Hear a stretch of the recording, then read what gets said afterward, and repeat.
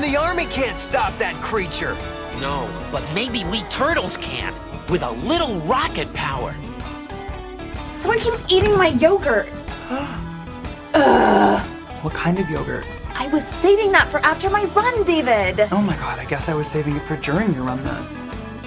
Hey, Robbie, we're not gonna bust your chops for trying to impress a girl.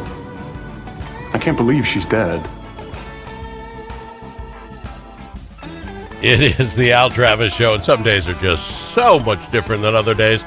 We're lucky to have him on. He is Colonel DOGE, we call him. He is Senator Jeff Howe, and he's experienced some technical difficulties, and in the last moment, he slides into home plates. How are you doing, Senator?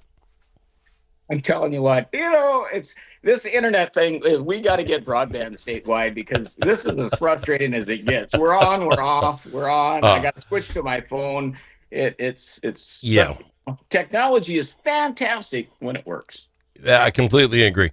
The big story today, and I know you're a Twins fan, so there's plenty to talk about with you. But the big story today is poll ads come out yesterday and say, "Just kidding, we're not selling this bad boy. We're keeping it. We really want to win." Jeff, Senator, yeah.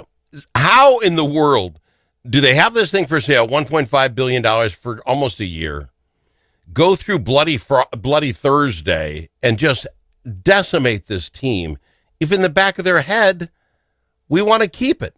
Are they trying to have the only team with no fans? The Twins shouldn't have beat the Yankees yesterday, and maybe they would have sold them. Is that blame the players for a win? Yeah, they avoided the sweep. Some young guy, they've got. It's just frustrating. It is truly frustrating that they sit there and toy with us, and they have a team to build on, and then they do a garage sale and sell them all off and take the money, and now we're back to being the farm club, the farm team for the league again. We've seen that we can do it back in 87 and 91, but that's ancient history now. That was the last today. Millennium. Yeah. Yeah, well, exactly. There's generations that don't have a clue that even happened. But again, 2 years ago, was it 2 years ago we finally won our first playoff series, and the next year they cut $30 million out of the budget. Yeah, we're not going to spend that kind of money. We're going to grow. Then you futz along like you're going to do because we've lost $30 million in budget, and then they do Thursday's thing, Black Thursday. Can you, for the life of you, think what that does if they were planning on keeping this team? You didn't change your mind on a $1.5 billion from last Thursday or 2 Thursdays ago to today. How does that happen? And I don't know, did they sell a bunch of season tickets because people thought they were going to get an ownership that was going to go for a championship? I mean, I had season tickets. I got rid of them years ago because, they played with us. They didn't do. And especially the way Minneapolis sits right now, and who wants to go to Minneapolis and watch a game? I did get to watch them get trounced by the Yankees on TV the other day. That was good. I got to watch, what a lineup the Yankees have got, right? I mean, any one of those guys can stroke it out of the stadium, not out of the, not a home run. They can just out of the park. They can annihilate that ball, right? Yeah. So what is it? What is it that we can't do the same thing here? I know we're a small market team. I know all that, the finances of the deal, but we've shown we can compete when we want to put a team on the table, and it generates money. Well, like I said, with Spinney, I think the only way the Polettes get out of this, not unharmed, they'll be harmed, is that, and who trusts them, is they're going to have to spend time and money now from whatever today until next season, buying up every decent player they can find so that you and I can get back on this bandwagon and say, oh, I can't wait to watch this guy play and this guy. I don't want to wait 3 years and watch people develop out of AAA ball. Doesn't throw me in the least. I might have to go buy my Rocks jersey and put that up down in my office, the Twins jersey, and retire that for a while. I'm not sure if I can afford to have that up in my wall in my office anymore. So that is too funny.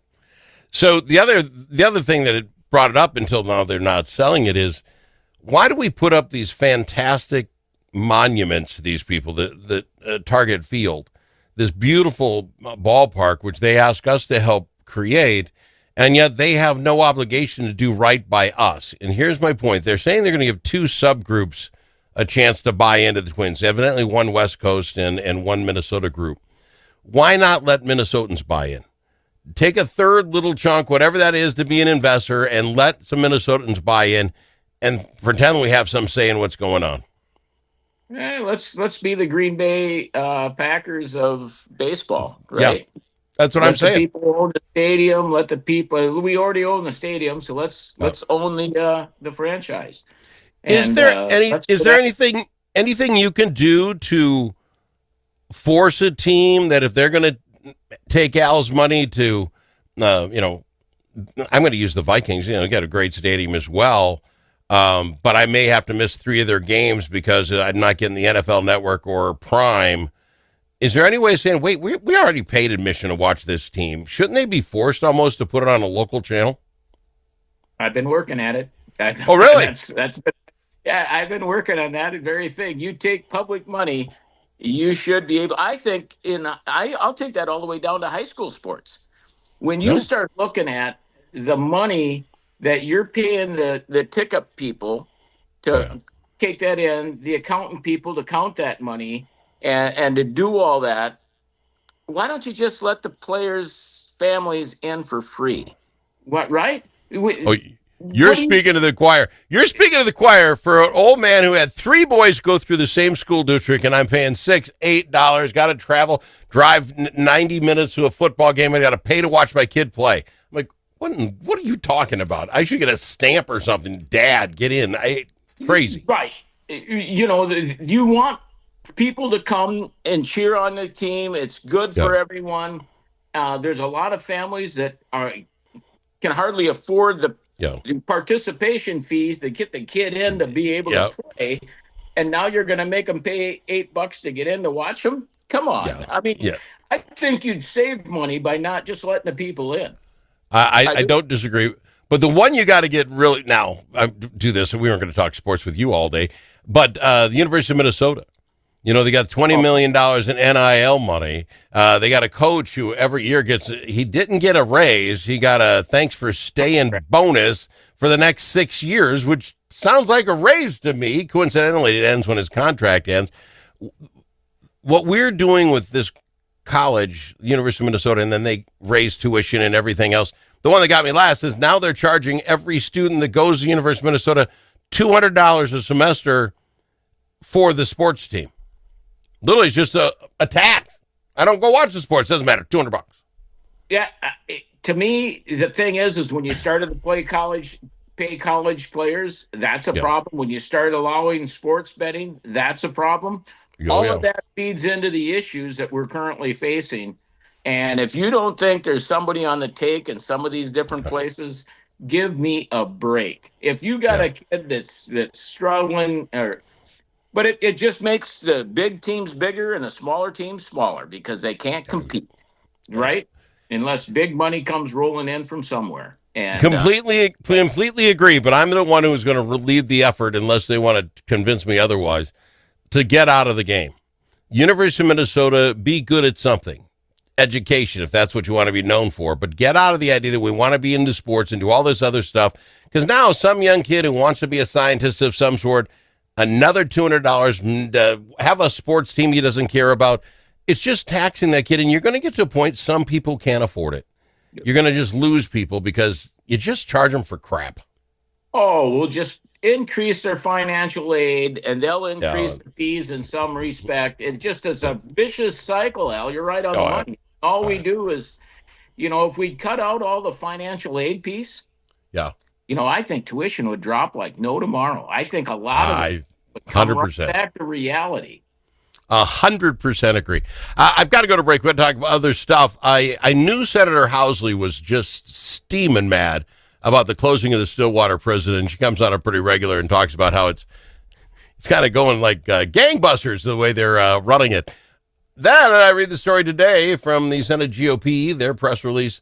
You're on the committee there as well, asking that can we at least talk about how you're going to close this down? Can we talk about it after the break?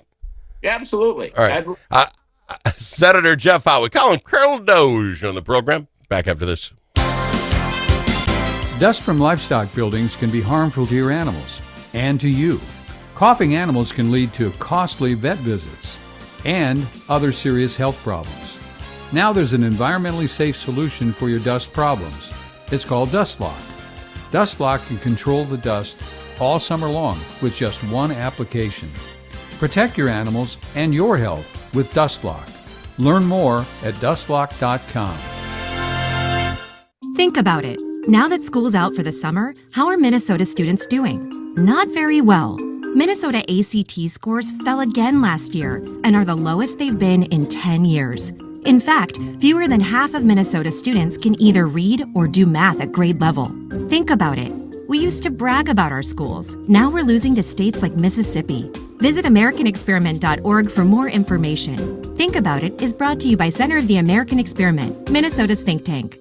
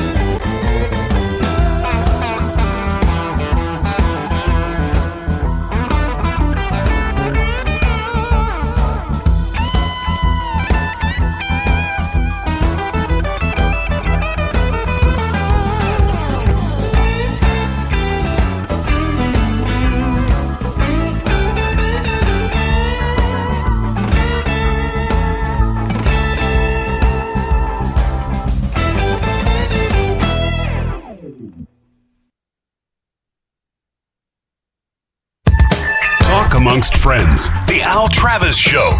Nothing but talk. We've got him, Senator Jeff Howe, on the program with us again. The lead-in, they're closing the Stillwater prison. The kind of the backstory, you can give us more, is that wasn't really even talked about, and then all of a sudden it showed up in the last bill. We got voted on, and all of a sudden Stillwater's closing. Senator Housley was ticked off, if I might. She was not happy. And now you're on that committee, are saying, can we take a look at this, the way you're doing this? Can you give us some more background, sir? Well, that's the exact thing. It came out of nowhere, and we haven't discussed it. It's the Judiciary and Public Safety Committee, and we have jurisdiction over the Department of Corrections. Mm-hmm. And so we had plenty of hearings with the Department of Corrections in it. Why wasn't it mentioned somewhere along the line that this was a plan? Mm-hmm. And what are you doing with all these folks? I mean, we know that with what they passed in 2023, with the reforms that they did, 92% of those incarcerated were eligible for release. Okay. So when you're talking, 7,500 to 8,000 people you're looking at releasing. Mm-hmm. And to me, what's the plan? You say, well, you're not going to release them. You're going to move some around. You're going to do this. Yeah. Well, the problem with it is when we don't have beds available and you want to increase jail time for an offense, want to make it Yeah. from a gross misdemeanor to misdemeanor, which means you're going to have more jail time. Yeah. They make that beds into dollars. Yep. So can you imagine if you don't have beds available in the state of Minnesota and you got to ship him off to another State. Yeah. state, then that cost goes up. And well, then we're going to look at building a new facility or adding on to a facility. That's astronomical. We've got, there's other alternatives out there. There's a prison out there that was a privately run prison that's sitting there pretty much empty out in Appleton, Minnesota. We could either lease that or buy that, put our personnel in there. The Department of Corrections, the union fights that because they said, well, nobody wants to go out there and live and work. Well, there's plenty of people out there that live and work out there that would love to work in that prison. Sure. We could either buy that. They keep calling it a private prison. Well, then buy it. It's cheaper than building it. It's the most up-to-date prison we got in the state, and we don't use it. So Well, there's who uses it? If you really want to close Stillwater, who uses who uses the private ones? Or you build a jail and hope people will come? Doesn't the state? I mean, we must use it. Who sends them prisoners? Well, other states send them prisoners. Okay. Okay. But I don't even know if it opened. We toured it a few years back when we were seriously looking at it. But there was such an outcry. Oh, you're going to put people in a private prison. No, it's going to be run by the state of Minnesota, by state of Minnesota employees. Well, you're leasing a building just like a leased strip mall places to put, the Department of Motor Vehicles Services in, whatever. Let me ask you this, because as far as where the prisoners go, I don't care. If you're letting them out early just because, it's some sort of, we'd rather not have them in jail, I think we have a conversation. But what about the guys and gals that actually worked at the Stillwater prison? Oh, we're going to offer them a job. Well, where's the closest next prison? St. Cloud? I mean, you can't just say you got a job if you'll move 3 hours away. Well, yeah, that's the problem that I think a lot of people aren't looking at. So where's the dynamics? What are we doing with our employees? What options are we going to give them? Are we going to give them severance packages to go off and retire early? What's the plan? And none of that has been discussed. Well, right down to the article today, I was talking about even some of the stuff they don't even know what to do with all the paperwork. Evidently, these guys, you got a lot of trials, a lot of stuff. You have a lot of paperwork, and there isn't necessarily a lot of room for all of that where they're going. Who's running the department that they didn't have these conversations? They didn't have with you. They didn't want you guys on your committee to know. Did they have meetings, or they just, good idea, let's close it down, we'll work it out as we go? Well, I tell you what, Commissioner Schnell, to me, is an issue there. And their big deal is, and their big push is to get people out of prisons. And as soon as you don't start making people pay for the crimes that they do, what deterrent is there from doing the crimes? And some of the folks, need rehabilitation. I'm a firm believer that we missed an opportunity to take the $23 billion or the $18 billion, $28 billion, however many billion you want to talk about that we had. But we should have taken some of that money and built out our mental health system, which would have reduced drug infractions and addictions, which would have solved some of our homeless problems, which would have solved some of our prison deal. Because right now we got people in hospitals and prisons and jails that shouldn't be there. But we didn't fix that problem. We spent it doing other stupid stuff, and here we sit. And now we're talking about closing a prison where we don't have enough beds to put everybody in the first place, in my opinion. All right, so will you get those meetings? Will we get an opportunity? I mean, this thing isn't closed down yet. I presume this is a decision that could be reversed. Well, the only reason we're going to get a discussion is because I think we can get the House Republicans, who have 1/6 of the power in the state. I think we might be able to force that to happen. But the Democrat chair on public safety doesn't want to have the discussion. So it's going to be, we're trying to drive the train. Hopefully Latch will let us have some meetings, but we're calling for them. We'll see what happens. We're not in control in the Senate. I'm completely out of time. Love having you on your show. I appreciate you coming, my friend. I really do. Oh, and we should have talked about, and we need to talk about the lack of participation. We had a commissioner's race up here, 18,000 registered voters, less than 10% participation. Would like to talk about that. We'll do it next week. Absolutely, promise. Got it. All right. Remind me, he's Senator Jeff Howe on the Al Travis Show. This year, the adventure is calling louder than ever before.